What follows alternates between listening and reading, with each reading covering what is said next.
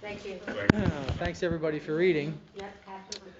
We have a 7 tradition which states every AA group ought to be fully self-supported and declining outside contributions will now pass the basket. This is a weekly step meeting. Our format is as follows. A speaker is asked to talk for 25 to 30 minutes on the step of that week, followed by discussion or questions until 7 o'clock. You can find these weekly meetings on our YouTube page, the Conscious Contact Speaker Group of Doylestown. Don't forget to smash the like button, subscribe, and share. It never gets old. All right, that brings us to the speaker portion of the meeting on this day, January 2nd, 2023 in Doylestown, Pennsylvania, at the Monday night 6 p.m. Stay Alive Literature and Step Group at St. Paul's Lutheran Church. Tonight's speaker is Derrik, and he'll be sharing his experience on Step 4. Please help me welcome Derrik. Hi, I'm Derrik, and I'm an alcoholic. Hi, Derrik. Thank you for the invitation, Nick, and thank you for this meeting to be here. AA is a fundamental part of my life. I do that out of need, and I also do it out of desire, and I do it out of curiosity to live a new life, and it's done all those things. So I get an invite on a walk today to visit here, and I say yes, and I've been able to get healthy enough to do so. Other invitations, I've been in AA for 7 years. I've been sober for 5. I celebrated an anniversary yesterday. That's 5 years sober for me. Oh, yeah. Oh, man. I wasn't expecting that. That's Thank nice. you. Thanks for that acknowledgement. My desire that was given to me, perhaps my first spiritual experience, I like to consider that desire.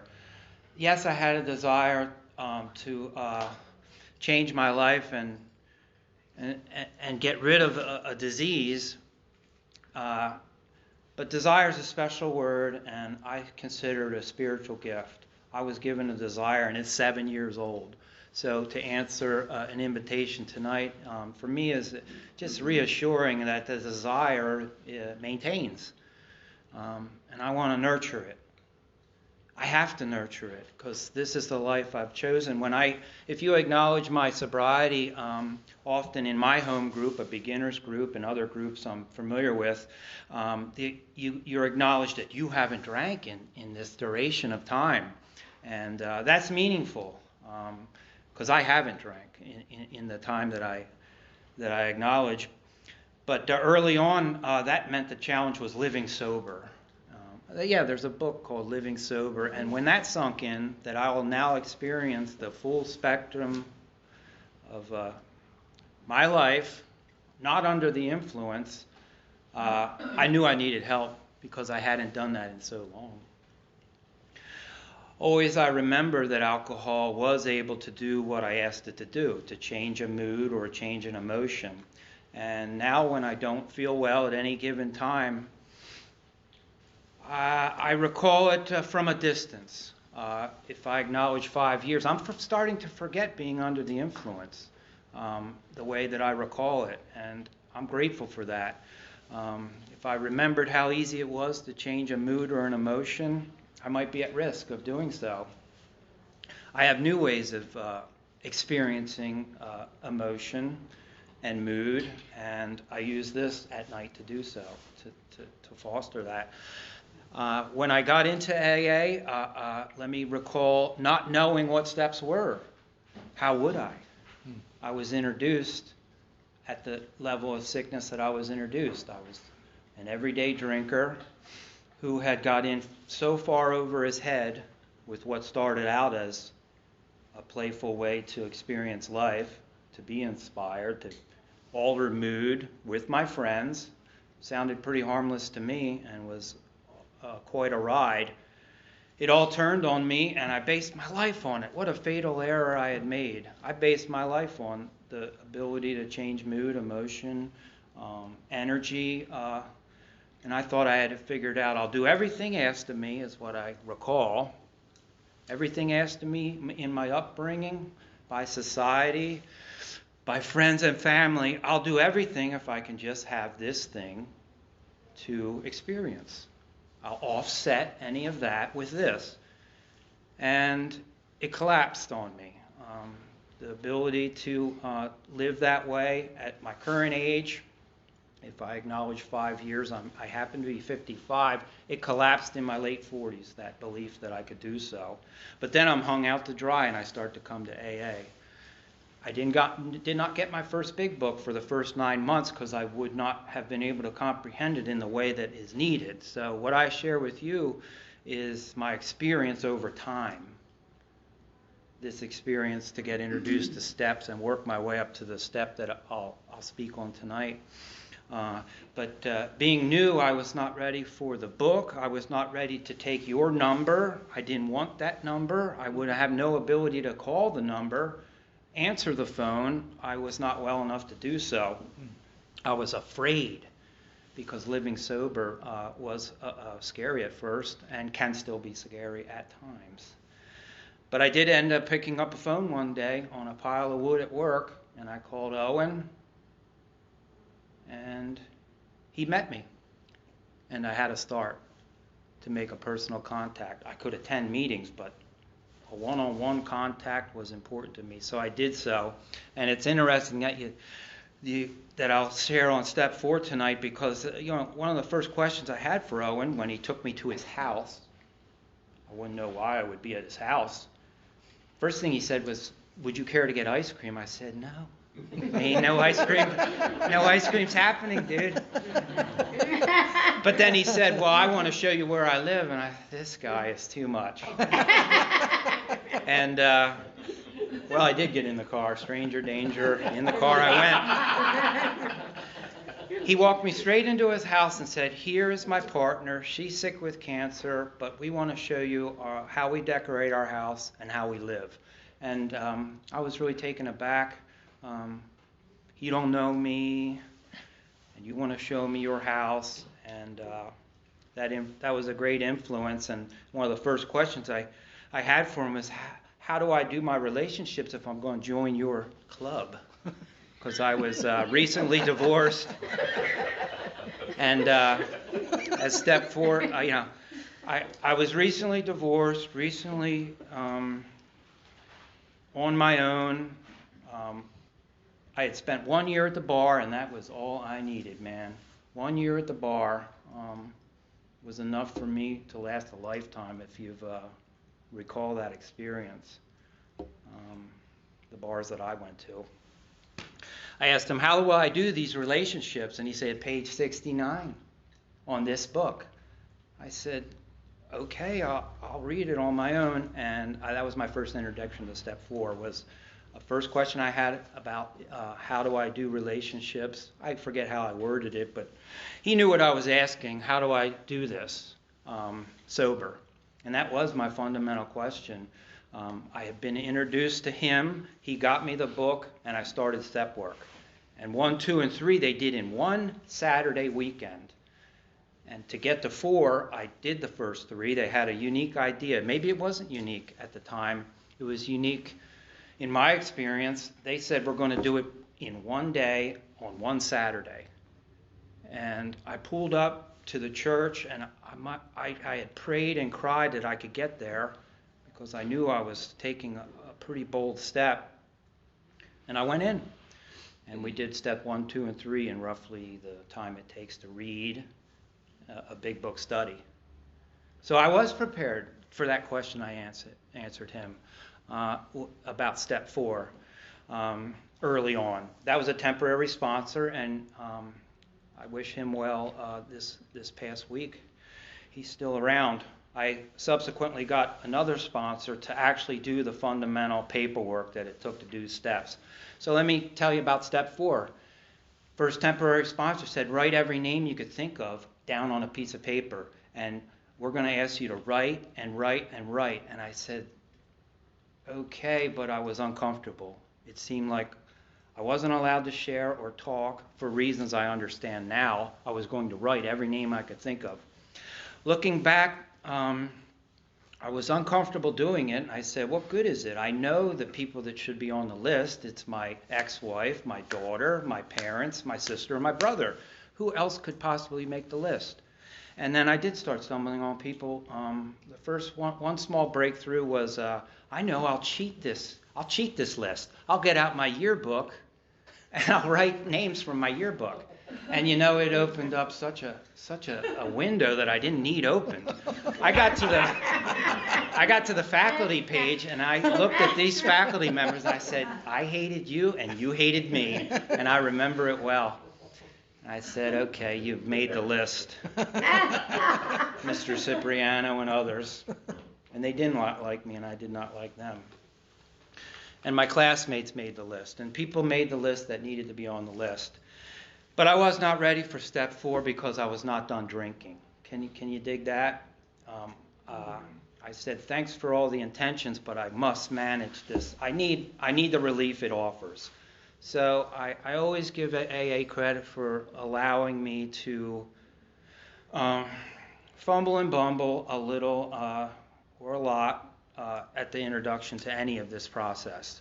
I wouldn't say I needed to drink to do AA, quite the opposite. I needed to drink to maintain some drinking just to live at that time. But I had got the introduction. And one day sober and another day sober created an energy, at least. And I loved meetings. They were a safe place. We did a safe New Year's. You know, I might have time, but I needed a safe place, and I found it. I found the safe place to be on New Year's Eve, and that was a nice experience. Step 4, formally.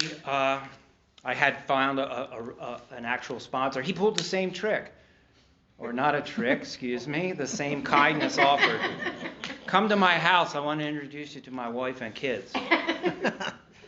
Is that meaningful to me? Yes, it is. That was a meaningful time to begin my steps, very much in earnest. The way I did that was, it ain't going in me no more. January 1st. 2018. No matter what, like a Rocky movie where he said, I'm not going down anymore, it wasn't going to go in me anymore. If I liked it or not, or suffered or not, I wasn't going to drink to the best of my ability and to the best of the group's ability, because that's what I was using to do so. So I was ready to experience step work completely sober, and we redid step 1, 2, and 3 one-on-one in my living room. His other move, you're coming to my house? And a beautiful Mustang convertible pulled up, because there's nice things in AA I learned when you live sober. And he's coming to the door, and he came to the door. And he sat on my couch one-on-one. And whether my daughter eavesdropped or not was fine with us. And we started, and we got to step 4. And he also had a form. So it asked me to write. He asked me to put things down on paper, and I put the meaningful 12 people I needed to on a piece of paper, and we read the step 4, and I uncovered the fear that was always part of my life, always in the most personal relationships. My first moral inventory, I had a decent basis. I always like to mention my parents when I speak. They provided me with a moral foundation. They live in Souderton, they're aging, but I answered to them. I answered to them as a child, I answered to them as an adult, in the way that an adult answers to them. They're on my mind morally at times. So I did have a foundation, but we were going to dig a little deeper. If my moral foundation, the fundamental thing, was my personal relationships, I was willing to consider them in depth, and I did so. And I wrote them down on a piece of paper, and when I read the step before I got here, I wanted to discover why I was afraid of other people at the most personal level, and even at the most intimate level, because I do remember when it was asked of me growing up to go ahead and start to have partnerships and enjoy life a little. Is that how we talked to each other in 9th grade? I don't recall that. It was more like, you're going to go do this thing right over there. You're going to do these things and experience this. And I thought, I'm too afraid to do it, but I've heard that if you drink, you can experience these most personal things. So alcohol solved that equation. Now I'm asked to solve it sober. But I want to because I want a full life.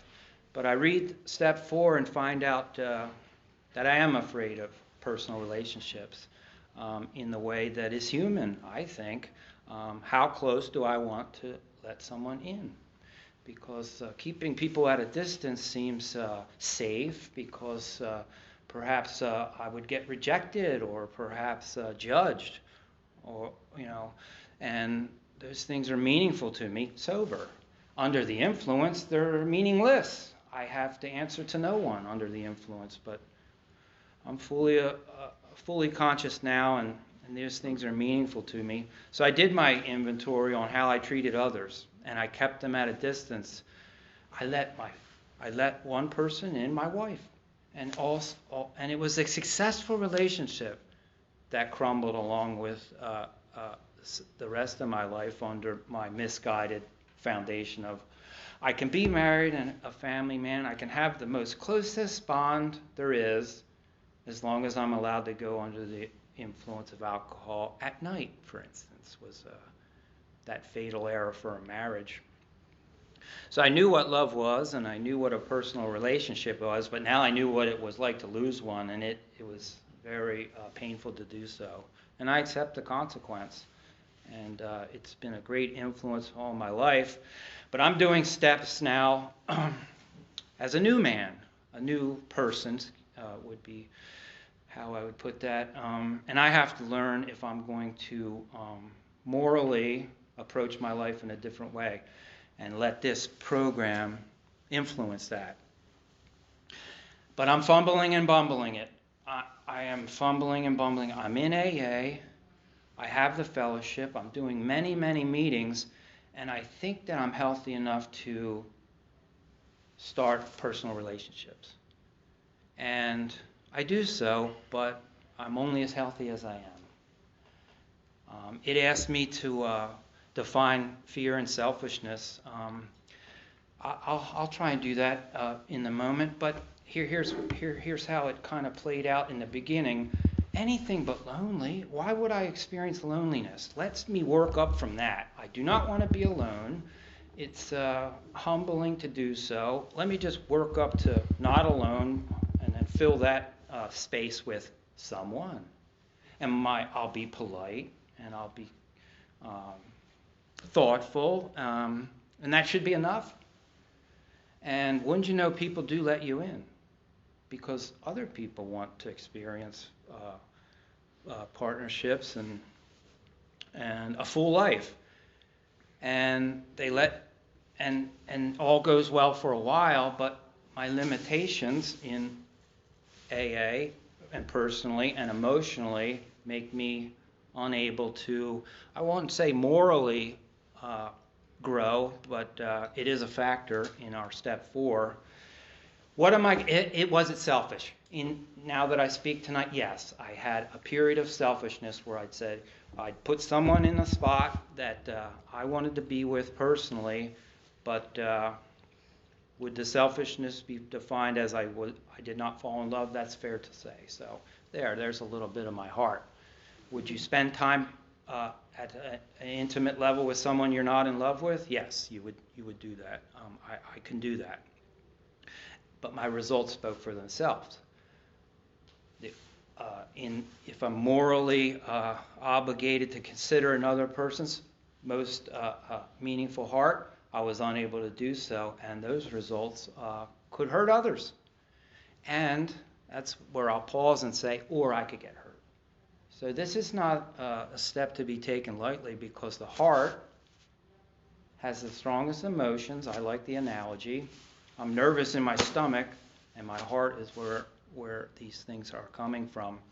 And when it happened to me, my heart hurt, and when I did it to others, I watched their heart hurt. So I needed to grow, Nick. Hey, I remember, yeah, and I used Nick. I watched Nick, and I watched others do some of the same things. Well, he'd speak for himself, as you all will have a chance to speak for yourself, because we'd have that chance to do so. Step 4 asked me to go deeper, and I'm willing to do so. And having done the steps and the subsequent steps after that, brought into focus one belief I have about AA. When I do the step, it plants the energy and the higher power to let me grow, but it takes a little bit of time. So the things I'm describing took time for me to see with my own eyes. That if I'm going to have personal relationships that are morally, aligned with my higher power, it asked me to do something very specific. And I did that in this past year. I'm going to give up all the numbers. You might recall how this works, where you have, I call them partial relationships and half relationships and internet relationships and old relationships, and it all can be used to confront some loneliness and fear, but I was going to give them all up. And the fear was, well, what about loneliness? You'll experience loneliness, you know that. I said, okay, well then let me experience loneliness with my higher power and my fellowship, because with them I can do it. And I took the people that I had to tell and say, I've changed my ways, the way that my relationships, I'm going to change the way I have relationships, and I'm telling you about it, and that's the way that I want to live. And they understood in the way that they were able to understand. And it was meaningful to do so. And here's a blessing of AA, if I may. On several months after that, I have a feeling that I do want to get to know someone better. And my conscience is clean, and my energy is clean, and my prayer is clean, and I, under that energy, was able to meet someone on that moral ground and start another personal relationship. And it's my pleasure to have gotten a ride here and spent the afternoon with such a meaningful person to me. So that's a little more that from my heart, that's how this program worked for me. That in clean air I was able to start fresh in this area and have conversations about my moral inventory with the person that I would share this time with. And that's been meaningful. I have overcome the fear of doing that with someone. We're going to talk about this beforehand, that the old numbers are gone. I'm going to tell you the old numbers are gone, and they're not to be revisited under the light that we're going to walk in. And we're going to take the walks, and we're going to do the talks, and we're going to try and experience a new moral inventory in my life. And it's something that I committed to. And it can be fumbled and bumbled as much as other areas. There can be some fumble and bumble when you talk to someone at this level. But that's okay, because my experience allows for that, and I have a program to do it, to do those things. So I share, personally about that part of my life, just for a moment, if you allow me. Thank you. And now I must continue my moral inventory, my step 4, into this new year. And it must develop. If I said I had growth, I must grow more. It warned me before I came that if I failed to do so, I'd be at risk of old behaviors, including alcohol. And that might look, if you failed at a personal relationship and broke your heart, you might be at risk of certain behaviors and certain medications and everything. So I'm cautious, and I'm aware that this is an important step for me. And so I rededicate myself to it, because you invited me to do so. You want me to regard my moral inventory and my resentment and fear? I'll do so because I want to. I maintain my interest in doing so, publicly and privately and personally. I want to keep the desire, and if doing step work literally reading it before I speak on it helps me do so. I'm going to continue doing so because I need to grow. I want to grow into the higher power that I believe can guide me in this area. So I do that with us today. Let me finish my talk. Let me review in my mind if I've expressed myself the way I wanted to. I hope I've done so. I wanted to get a little personal, and I hope it sat well with everyone here. I wanted to speak personally to the room and individuals in the room. I'm hopeful that about my life. Any fear and resentment that come in this area, I have a way to at least experience them. So with that, let me conclude my talk, and I look forward to hearing about some of your experience in this area because it would help me greatly. Thank you.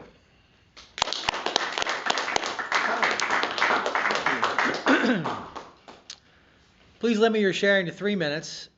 Please keep your shares related to the step if possible. If you feel like drinking or if you had a drink today, please see me or speak to someone after the meeting. We ask that you please refrain from the use of profanity. We are in a church and on a spiritual journey. And the floor is now open for sharing, and you can select. Yeah. Who would care to go first? Anyone? Someone?